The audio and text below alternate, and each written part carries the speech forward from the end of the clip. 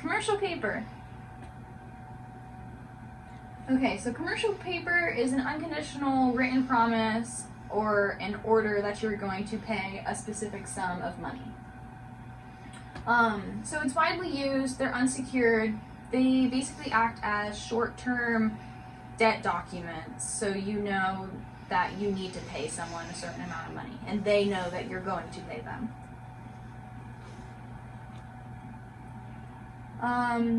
Commercial paper was first introduced about 150 years ago by merchants so they could free up their own capital by giving these commercial papers to their middleman, so the middleman would go cash that in at the bank. Commercial paper has been adopted by large corporations since then, and it now deals with values that are about $100,000, if not more. These act as short-term loans for these large corporations. Commercial paper in these large values still doesn't have to be registered with the Securities and Exchange Commission, so it's very ideal for these businesses to use that instead of going and getting a loan from an actual bank. Okay, so the commercial paper was really affected during the financial crisis of 2007. The whole commercial paper market froze. It was on the brink of just falling apart. So the Commercial Paper Funding Facility was formed in 2008 to manage commercial paper, but the facility was closed in 2010 because it wasn't needed any longer. Negotiability.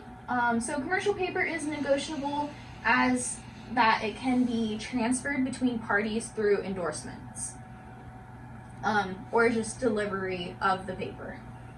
Commercial paper must be in writing and signed by the maker / the drawer.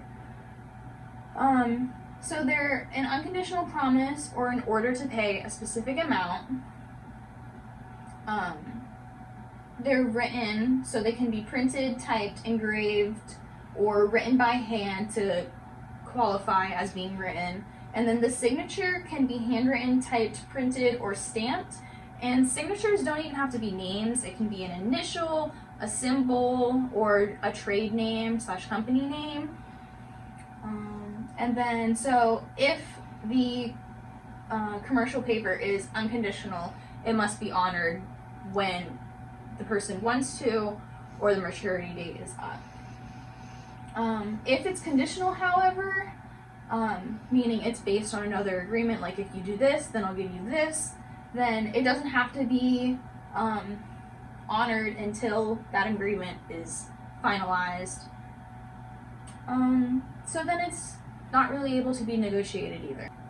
Endorsements are the act of signing the back of a commercial paper, and that transfers the right to the person that was signed for. There's 4 kinds: special, blank, restrictive, and qualified. Qualified eliminates the liability from the endorser by them putting a phrase before their name.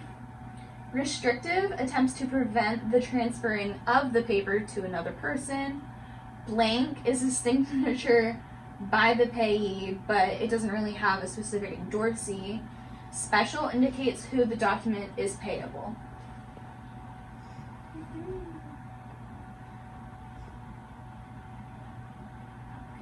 So some to-know terms before moving forward.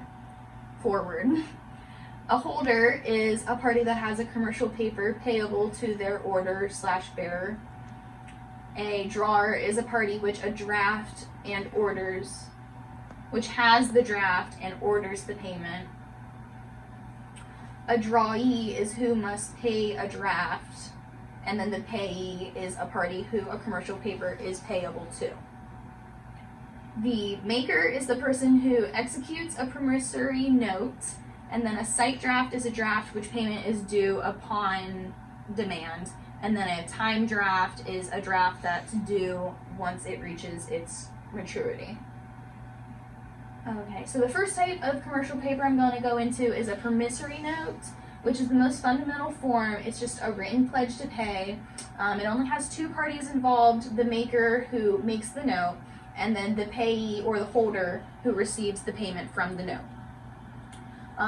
Payees can either be specifically named or the bearer of the note, And then those notes that are for a bearer to receive is just called bearer paper, and it basically says that this note is good for whoever bears it.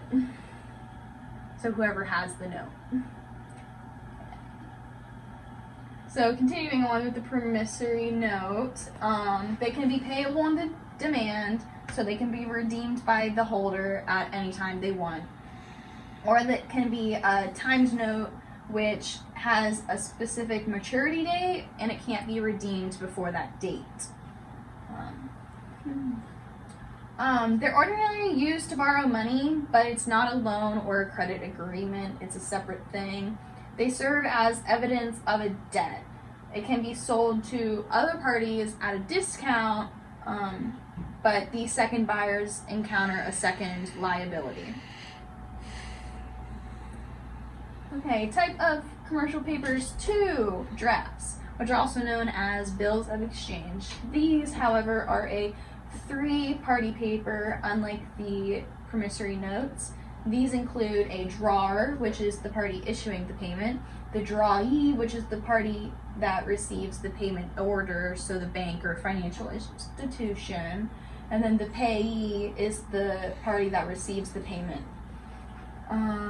So these, like the promissory notes, can be redeemed by a specified individual or the bearer, and they can be paid on demand or at a certain date.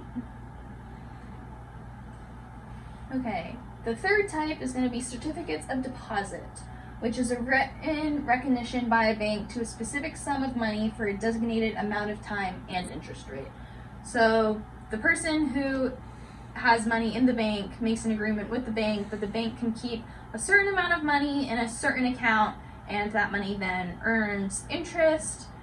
And then whenever the maturity date comes along, the payee can revoke their money out of the account and keep the interest.